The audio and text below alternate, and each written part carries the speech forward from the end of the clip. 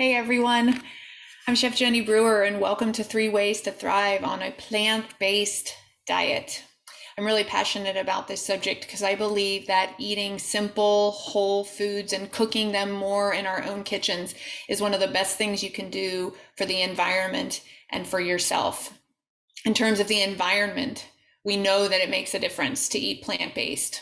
In fact, including just one meal a week made from lentils instead of beef is the equivalent of driving 300 less miles per year. And then on a personal note, it can also be a way for us to vote with our food dollar. So we eat 3 or more times a day. And so I believe that food is a perfect opportunity for us to bring more of a sense of control. There's so much going on in the world. We just made it through a pandemic. There's social and political unrest, and yet we have to eat. And so our food choices, what we buy and what we cook, it's a great opportunity for us to feel connected to something bigger and to take back a little control and say, here is something I can do to contribute. So on that note, we're going to talk about 3 ways to thrive with this way of eating, which as a nutritionist, I'm really passionate about because I don't want anyone choosing this way of eating and then not feeling really great. So I just have some tips for you for how to thrive on this way of eating. And so I have a sample meal plan that I am going to be cooking from today. So this meal plan URL, let me put that in the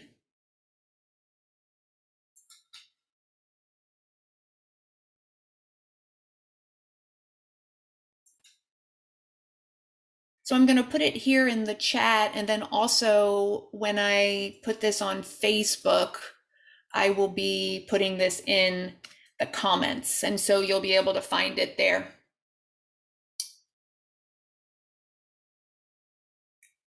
It is a sample meal plan. This is from my meal plan membership, which I'll be telling you about later. And so this meal plan it's written in a way that the recipes make great leftovers, but also there is a high protein refrigerator staple. So we'll be going through this together tonight. And then why don't we dive right into the first strategy or the first tip for thriving on a plant-based diet, and that is to eat more whole foods and less processed convenience foods.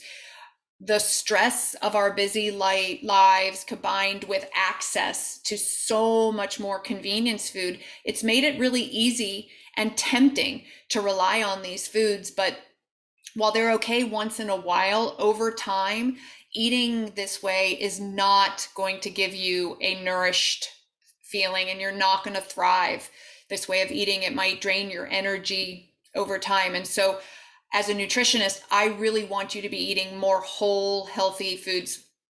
Think more vegetables, beans, and nuts and seeds, which we'll be talking about more as we go on.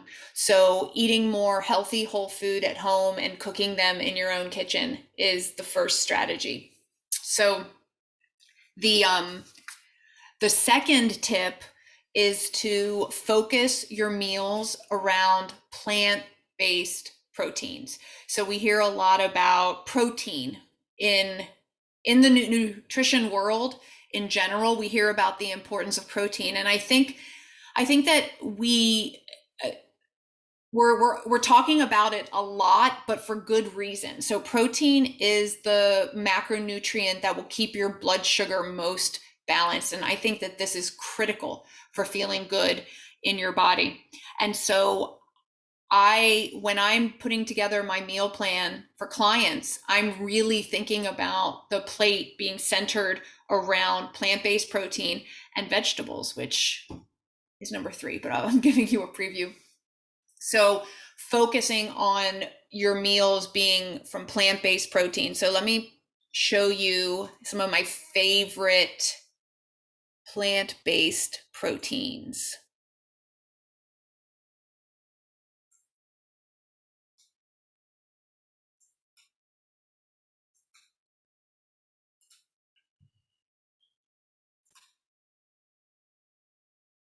Okay, so here we go. Here we have some of my most favorite plant-based proteins. So really, in order for you to thrive on a plant-based diet, you must embrace the bean. You know, we hear, I think, a lot of the paleo and keto literature is talking about beans and lentils being a category of foods to avoid. I could not disagree more.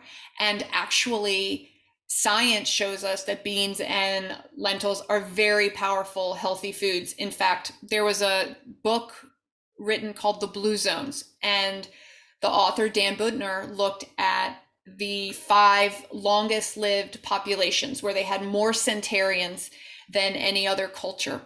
In all 5 of them, a bean was at the center of the diet. And so, forget these diets that come out in the last 20 years. I'm going to go with the longest lived cultures, things that have been around for hundreds, if not thousands of years. And we know that that is beans and lentils. So you really want to embrace this category of food. You cannot find a better plant-based protein than beans. And I'm going to actually start with soy. So fortunately, a lot of the misinformation of soy has died down a bit, and it's always been at the center of my diet. And I believe strongly in the power of this protein. Soy is the highest protein bean. And so whether or not you're eating soy as tempeh, edamame, or tofu, you're getting a really powerful source of protein. Tempeh is fermented soy that has been pressed down into a cake. So I think that it's more digestible because it's been fermented. And I really like that. Tempeh has 20 grams of protein in 4 ounces. Edamame, or whole soybean, 12 grams of protein. And then tofu, which is in one of the meal plan recipes, has 8 grams of protein. So in my opinion, in order to thrive on this way of eating, you really want to embrace soy and get to know it well. And you will see soy featured in my meal plan again and again. The second powerful plant-based protein are the other beans and lentils. And so again, we know that swapping one beef meal a week with lentils is a great way to reduce your carbon emissions. And this category of food is also really high in protein, and one of the staples in my recipes and in my meal plan. A half a cup of lentils, brown or red, is 9 grams of protein. Pinto beans and other big beans are also a great source of protein, 8 grams in a half a cup. And then chickpeas, I'm highlighting here. Half a cup of chickpeas is 6 grams of proteins. And then the third category of powerful plant-based proteins are the seeds. And I could put nuts and seeds here, but I don't think people have any problem eating nuts. They're a delicious snack. But seeds deserve to be featured more in our diet, especially when we're looking to increase our protein. Pumpkin seeds are one of my favorite. Just a quarter cup of pumpkin seeds has 8 grams of protein. So that's something that's always in my cabinet, and I will just sprinkle that on. You can sprinkle that on greens or something to just instantly take the protein up, or on salads. Sunflower seeds, a quarter cup is 6 grams of protein. And chia seeds, another one of my favorites, it's just 2 tablespoons, has 5 grams of protein. Now, sunflower seeds, I think I like to highlight those a little bit here, because they, unlike pumpkin seeds, you may not know, you might not be thinking of like how to use them. But one of my favorite ways to use any of the seeds, but the sunflower seed in particular, is in a spread or pate, if you want it to sound fancy. So I actually, in this meal plan that we're going through together, the refrigerator staple is a sunflower seed pate. It's super delicious. And so we're going to go, it's Throwback Wednesday, and we're going to go back and I'm going to show you this video that I recorded 8 years ago. It's pretty crazy to look back and see how old it was, but I recorded a video showing you how to make sunflower seed pate, actually wrapped in nori wrap. So it's just a short video here. So let me play that for you.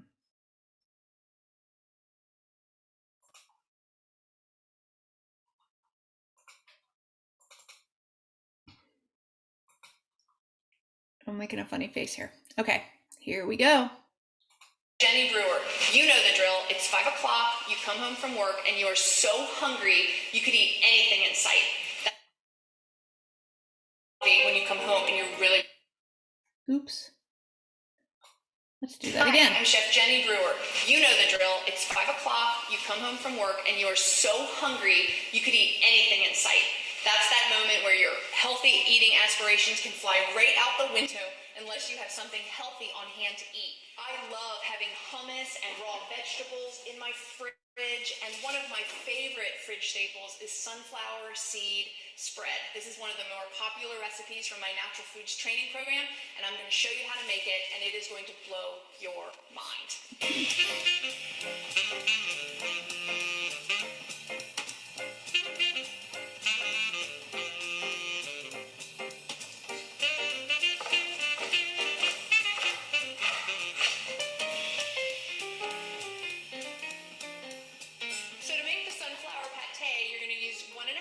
Sunflower seeds that you've soaked overnight, and 3 cloves of garlic. Pulse that. Then you're going to add 4 chopped scallions, a half a cup of lemon juice, a 1/4 cup of tahini, 2 tablespoons tamari or soy sauce.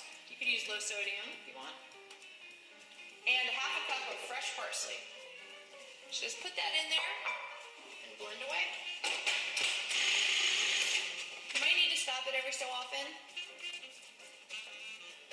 Push the mixture down. Be sure to taste it to see if it needs more tamari or lemon juice. It's actually pretty perfect. I love this pate. You could even do a sprinkle of cayenne if you like things a little spicy. So to make the nori rolls, you take your nori, put the shiny side down, and take some of that sunflower seed pate and spread it about 2/3 of the way up. Now you can fill it with whatever you want. I like to put carrots, some red pepper in there, and absolutely some strips of avocado. I would never forget these guys. So once you have your ingredients in there, you're going to roll it up like a burrito, and you can use your fingers to stabilize the vegetables. Then you can just seal it with a little bit of water. So to cut these, make sure you use a sharp knife. So those are the sunflower seed nori rolls. You can have this spread on any raw vegetables, celery, carrots, cucumber. It's really delicious on anything, and what a great excuse to eat raw vegetables. Remember that having high protein refrigerator staple like a pate or a hummus, something that makes you excited to eat raw vegetables, can make it so much easier to eat healthy when you come home and you're really, really hungry. I'll see you next time. That's so good. Check out this verbo. Oh man, look at me. Here I am. Right where Yay, I love that blast from the past and watching myself enjoy that pate. I still love it even to this day. That has been such a popular recipe in my meal plan and cooking classes, and I really hope you enjoy. And like I said, there is nothing like having healthy food in the fridge. That is absolutely necessary for making a healthy choice, right? Yes, willpower plays a role somewhat, but more important than that is like, what do you have access to? It's so much easier to make a healthy choice that way. So my meal plan is written with these refrigerator staples in mind so that you're motivated to get yourself out a piece of celery or a cucumber, and because you have something really delicious to eat it with. So, and that leads right in to that third way to thrive on a plant-based diet, which is to fill up on vegetables. So again, back to this subject of blood sugar balance in the beginning, and also the idea that eating anything is comforting. Okay, so that's the first thing that we need to keep in mind, and that a lot of times when we eat, it's for that feeling of fullness. So with that in mind, when you can fill up and make the majority of your plate or your meal vegetables, you will have that feeling of fullness, yet you will also stay light and energetic on the other side of it. So you get the grounded comfort feeling, but you also have the energy to thrive on your in your life. And I remind my clients that if you were to go to the vitamin store and ask them for a supplement to help you deal with stress, they would hand you a bottle. You would turn it over and look, and all of those nutrients are found in vegetables. So save yourself that money and go and buy more vegetables. Now, of course, we want to make them delicious too, right? That really makes it easier to stay motivated. So with that in mind, my meal plan does just that. In fact, in this sample meal plan that I've given you, one of the recipes is for an arugula and olive zucchini pasta, where you actually use spiralized zucchini in place of pasta. That is a huge nutritional up-leveling when you replace a refined carbohydrate like pasta or bread with a vegetable like zucchini noodles, or you wrap a sandwich in lettuce, romaine lettuce, for example, or a collard green leaf. Not only have you minimized the amount of carbohydrates that you've eaten, but you've also increased the nutrition, multiplied in so many ways. It's such a nutrient dense substitution. And so again and again, I want you to be filling up with vegetables. So as a reminder, the 3 ways to thrive: eating more whole, real food, and avoiding as much of the processed convenience foods, even the ones that are like healthy. And I will put those in air quotes, because again, these fast, easy foods over time, you're just not going to give your body the nourishment that it needs to thrive. So that's the first one. The second is to center your meals around powerful plant-based proteins like soy, beans, lentils, and seeds. And I like the seeds as a snack item because that's a great way to ensure that you're getting protein not only at your meals, but also in snacks. And then the third way is to fill up on vegetables. And so for the rest of our time, I want to walk you through making a recipe from my meal plan for tomato and lentil soup. So again, lentils are one of the most healthy environmental choices you can make. They require very little water and have a much lower carbon output than meat does. Not only that, but lentils are also high in fiber. And so another great way to thrive is by having great digestion. And lentils, unlike animal protein, not only give you the protein that you need, but it gives you the fiber that you need as well. And so let me walk you through this recipe here. I'm going to switch to my in action camera. So this recipe, it's a very basic lentil soup recipe. You're going to start with an onion. One of the things when you are cooking more at home is taking a inventory of your knives, cutting boards, etc. I really like a cutting board that doesn't move around, so something that has a non-stick edge, but you can also put a damp towel underneath to prevent it from moving. Because the thing that is going to cause you to cut yourself is a vegetable or a fruit or something on your cutting board that's rolling around. So the first objective is to get your vegetable to be as flat as soon as you can. And so in this case, I make my onion flat, and I'm going to chop it.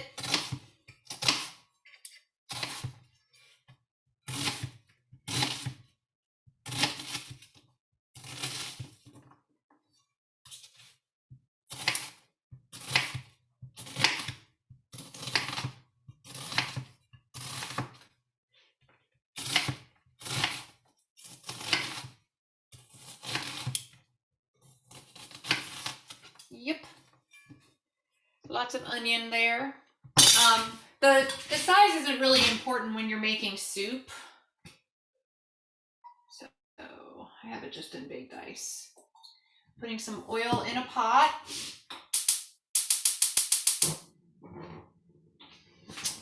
And I'll wait for that to heat up slightly. When you're making soups or stews or anything in a pot like that, you want to wait until your oil is hot enough that your food would sizzle a bit when you put it in. It forms a coating on the outside so that it's less likely to absorb water.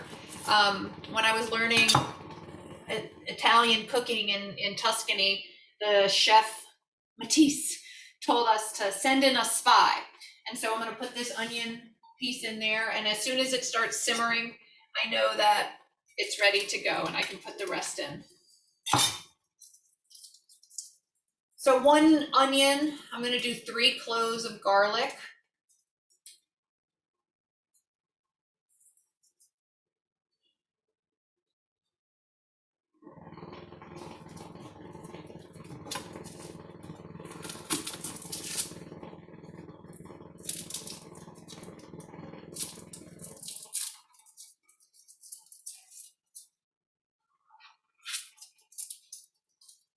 Garlic is a great source of sulfur-containing compounds. And those sulfur-containing compounds are released when it's exposed to air. And so to get the most out of your garlic, you just want to let it sit on your cutting board a bit before you use it. So let me just put this here. Ah, my spy is cooking. Okay, so I'm going to go ahead and put my onions in.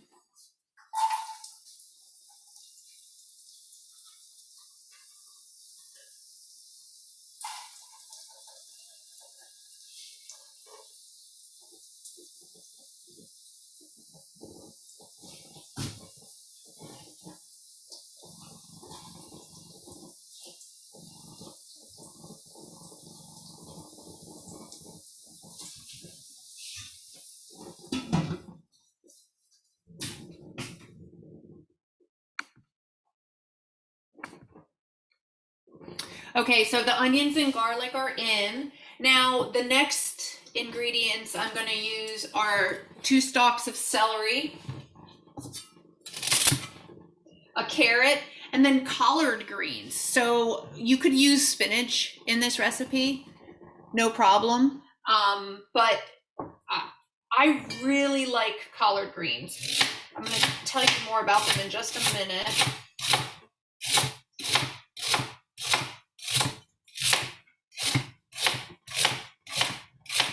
So let me actually switch back to the other camera for you.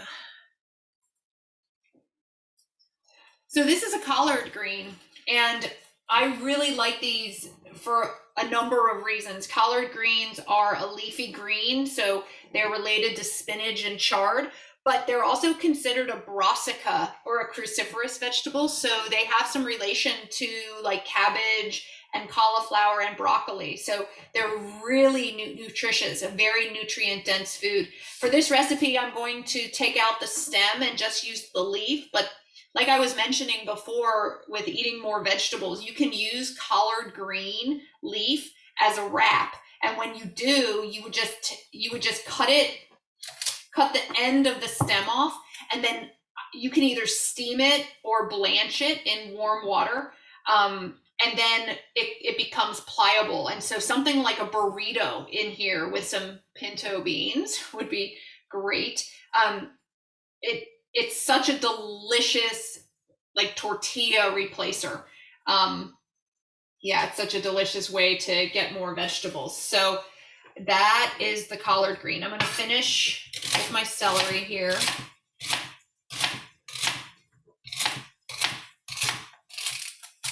I've got my onions and garlic cooking.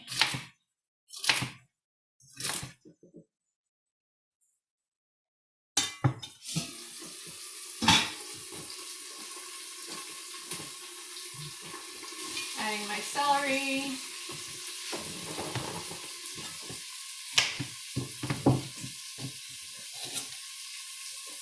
Let's do some carrots.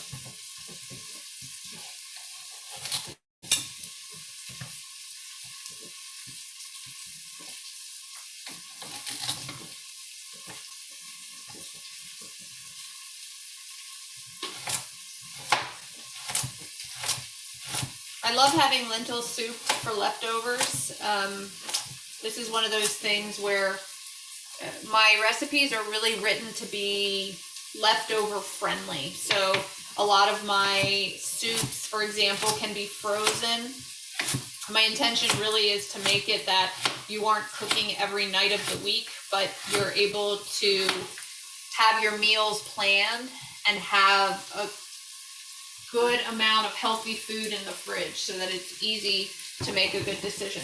Now I have my celery, carrots, onions, and garlic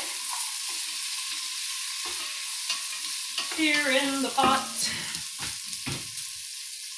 And now let's work on these collard greens. Like I said, I am going to take the stem out. I could use a knife to do that. You can use a paring knife, but really the easiest way to remove a stem from any leafy green, collards or kale, is to just yank it out like this.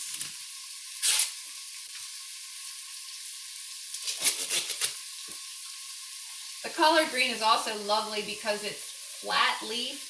So it's super user friendly, unlike like curly kale, which is delicious, but just requires a little bit of woman handling to make it work. Okay, so here's the collard green.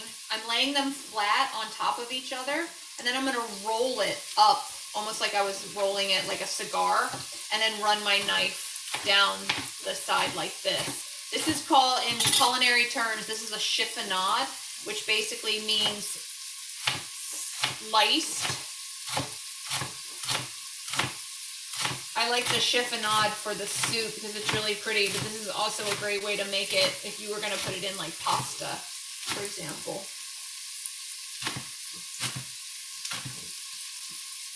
Okay, so add celery, carrot, collard greens.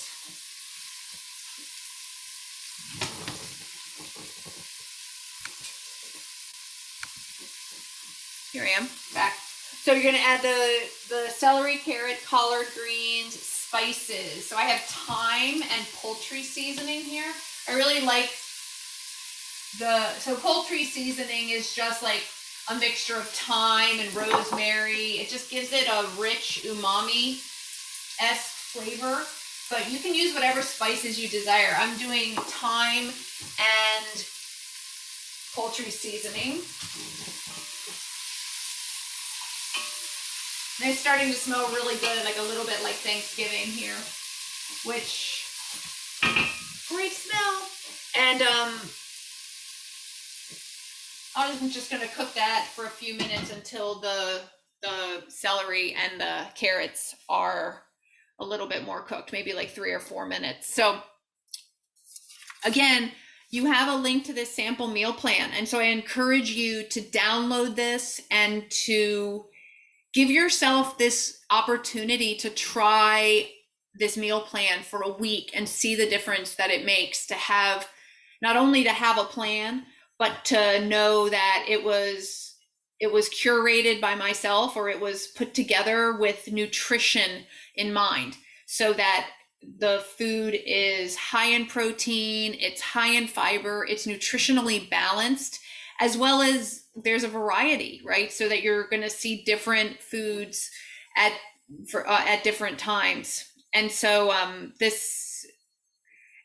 I really think that the reason that people find success in any eating program that they go on in the beginning is because it requires you to plan your meals, right? Any book has the section in the back with the recipes and the shopping list. And so when you read it, you're motivated to follow it, and you do. That's why it succeeds. It's like it's the planning is where the success is. And so I really encourage you, if you want to thrive on a plant-based diet, to have a meal plan. And I will tell you more about mine in just a little bit. But again, these recipes are written in a way that are leftover friendly and feature those powerful plant-based proteins that we have talked about. Now, the spices, I can smell them. That the reason you're cooking the vegetables with the spices here is so the spices can release some of their flavor, and I can smell that they have. So now you're gonna do the 1 cup of brown lentils,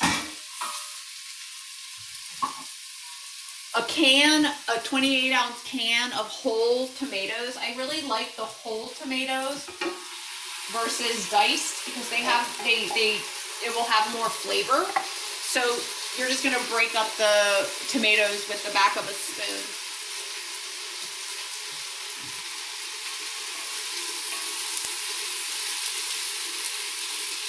And then 4 cups of stock. You could use veggie stock, or you could also use water here. So if you use water, you might want to add a little bit more spice for flavor, but stock tastes really delicious as well.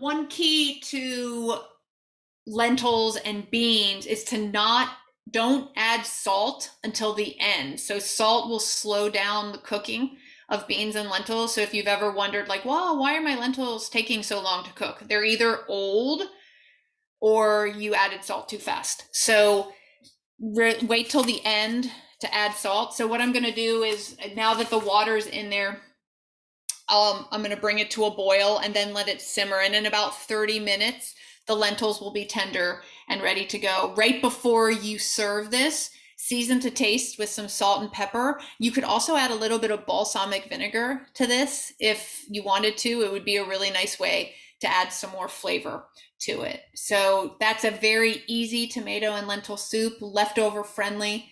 It's really delicious, and actually I think tastes even better the second day, which is always a bonus. And so that is a very quick overview of this meal plan. And so I wanted to tell you more about it.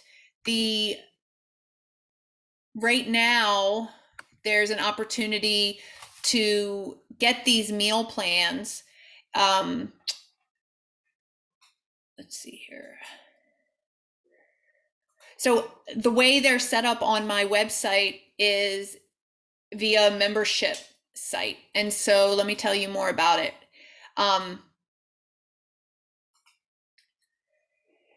So my meal plan membership is, again, access to a membership site with a year's worth of plant-based whole food meal plans. These recipes are some of my most favorite. They're definitely all very tasty. The recipes are easy to make and easy to follow. I have past meal plan participants saying, "Oh, I had never cooked with these foods before, and now they feel like an expert in it." So I'll introduce you to new things. You'll see some familiar things, but perhaps cook them in different ways.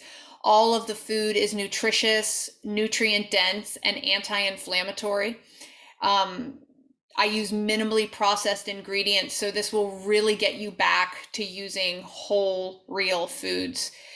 They're all plant-based and vegan, and come with an organized shopping list at the end, which is really one of the best parts, is that you could just print out the shopping list and put it in your bag, and you have everything you need ready to go. So that comes with a shopping list, and that is just $97 for a year's access. And so I encourage you to check that out. Let me put that link in the, let me put the link to the meal plan in the chat here. I'll also, when I have this on Facebook, I will put it in one of the Facebook comments as well.